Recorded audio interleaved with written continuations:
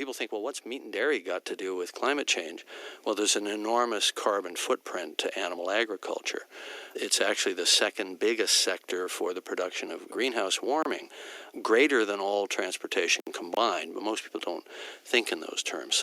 You are a vegan, I believe. How Correct. important is it, do you think, that we should eat less or no meat? I think it's very important. I think most of the conversation about lowering the amount of meat or fish or dairy in your diet has been around health, especially around kind of red meat, and more recently the World Health Organization announcement that red meats and processed meats are carcinogenic and so on. But my reason for going 100% plant-based 4 years ago was really around the environment.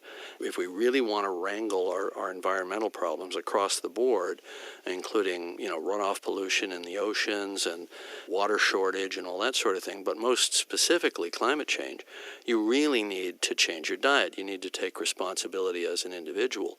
And I got to the point where I firmly believe now that you cannot claim to be an environmentalist if you're still eating meat and dairy and fish. You're just not an environmentalist. I don't care how many degrees you've got. I don't care how many speeches you've made on the subject. You can't be if you don't walk the walk. If you're talking about walking the walk, might people say to you, can you be an environmentalist with the level of consumption that you and your household are probably responsible for? Forgive me, I don't know personally, but I can hear that accusation coming back to you. Sure, it's a natural response. I try to live with the least amount of consumption that I can function with, given all the enterprises that I do and, frankly, all the jobs that I make and all the big projects that I have going. But as a family, we live with the lowest carbon footprint we can. As a vegan or plant-based family, our carbon footprint is about a third with respect to food, and our water footprint is about a third. We make all our own energy with solar. We drive electric cars. So we're trying to walk the walk as much as possible. And I think as someone who's in a media spotlight, you have to lead by example.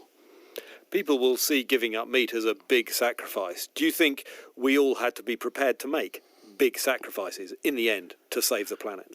Yeah, I do think we do. We have to make lifestyle changes. We have to take responsibility. We have to consume less, and we have to be much, much smarter about how we consume. We have to feel empowered. We have to feel like if we can't rely on our leaders to solve this problem, we can do it ourselves.